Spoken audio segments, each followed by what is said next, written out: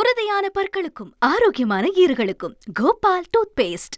மத்திய அரசும் தமிழக அரசும் மோதிக்கொள்ளும் PM ஸ்ரீ திட்டம் விவகாரத்தில் நடப்பது என்ன என்பதை விளக்குகிறது இந்த தொகுப்பு. வணக்கம் நேயர்களே. சமக்ர சிக்ஷா அபியான் திட்டத்தின் கீழ தமிழகத்திற்கான 2152 கோடி ரூபாய் நிதியை மத்திய அரசு குஜராத் மற்றும் உத்தரப்பிரதேசத்துக்கு மாற்றிவிட்டது என்று வெளியான தகவல் பெரும் புயலை கிளப்பியிருக்கு. இது அப்பட்டமான மிரட்டல்னும் இந்திய வரலாற்றில் எந்த ஒரு அரசாங்கமும் ஒரு மாநிலத்திற்கு எதிரான பழிவாங்கல் நடவடிக்கையா கல்வியை அணுகுவதற்கான வாய்ப்புகளை நெறிக்கும் செயலை செஞ்சது இல்லைன்னு காட்டமாக விமர்சிச்சிருக்கிறார் முதலமைச்சர் மு.க.ஸ்டாலின். சமக்ர சிக்ஷா அபியான் திட்டம்னா என்ன? தொடக்கப்பள்ளி முதல் 12ஆம் வகுப்பு வரைக்கும் அனைவருக்கும் தரமான மற்றும் சமமான கல்வி கிடைப்பதை உறுதி செய்யும் நோக்கில் 2018ஆம் ஆண்டு மத்திய அரசால் அறிமுகம் செய்யப்பட்டதுதான் இந்த சமக்ர சிக்ஷா அபியான். இதற்கு பிறகு 2020ஆம் ஆண்டு புதிய தேசிய கல்விக் கொள்கைக்கு மத்திய அரசு ஒப்புதல் வழங்கியது. நாடு முழுவதும் 14,500 பள்ளிகளை மேம்படுத்தும் வகையிலான வளரும் இந்தியாவுக்கான பிரதமரின் பள்ளிகள் திட்டமான PM ஸ்ரீ திட்டத்திற்கு 2022 செப்டம்பரில் மத்திய அமைச்சரவை ஒப்புதல் வழங்கியது.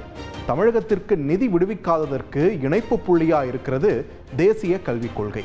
சமக்ர சிக்ஷா அபியான் திட்டத்தில் 2023-24 நிதியாண்டின் 4வது தவணை 249 கோடி ரூபாய், 2024-25 நிதியாண்டிற்கான 2152 கோடி ரூபாயை மத்திய அரசு விடுவிக்கவில்லைன்னு பள்ளி கல்வித்துறை அமைச்சர் அன்பில் மகேஷ் தெரிவிச்சிருக்கார்.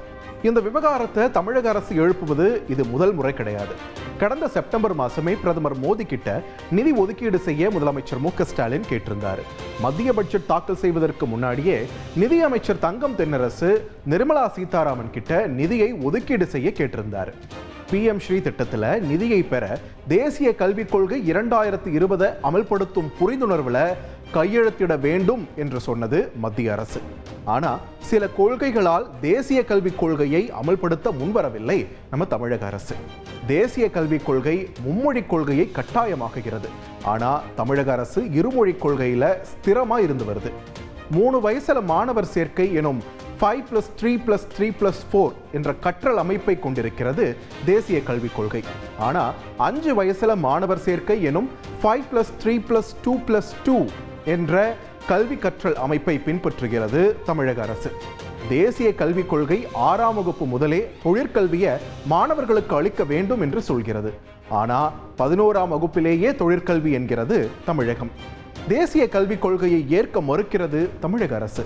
ஆனா தேசிய கல்விக் கொள்கையை ஏற்கும் வரைக்கும் தமிழகத்திற்கு நிதி கிடையாதுன்னு கராரா கூறியிருக்காரு மத்திய கல்வி அமைச்சர் தர்மேந்திர பிரதான். 3வது மொழியாக கன்னடம், தெலுங்கு என பிராந்திய மொழிகளை கற்கலாம் என்றும் சொல்கிறார் தர்மேந்திர பிரதான். ஆனா இது மறைமுகமா இந்தியை திணிக்கும் முயற்சி என்றே பகிரங்கமாக குற்றம் சாட்டுகிறது தமிழக அரசு. கேரளாவும் PM ஸ்ரீ திட்டத்தில் தேசிய கல்விக் கொள்கை கட்டாயம் என்பதை எதிர்க்கிறது. மேற்கு வங்கமும் எதிர்க்கிறது. ஆம் ஆத்மி கட்சி ஆட்சி செய்யும் பஞ்சாப் முதலில் எதிர்ப்பு தெரிவித்தாலும் நிதி நெருக்கடியால ஒப்பந்தத்தை ஏற்றது. இப்போ மாநில அரசை நிர்பந்தம் செய்து கல்வி செலவுக்கான நிதியை மத்திய அரசு நிறுத்துவது மாணவர் கல்வியையே பாதிக்கும். இது நியாயமான செயல் இல்லை என்று விமர்சிக்கிறார்கள் கல்வியாளர்கள். அனைவருக்கும் தரமான கல்வி என்றே சமக்ர சிக்ஷா அபியான் திட்டத்தை மத்திய அரசு அறிவிச்சாங்க. இப்போ தமிழக மாணவர் நலன் சார்ந்த நிதி ஒதுக்கீடு விவகாரத்துல மத்திய மாநில அரசுகள் நடவடிக்கை என்ன என்ற கேள்வியே எழுந்துள்ளது. உறுதியான பற்களுக்கும் ஆரோக்கியமான ஈறுகளுக்கும் கோபால் டூத் பேஸ்ட்.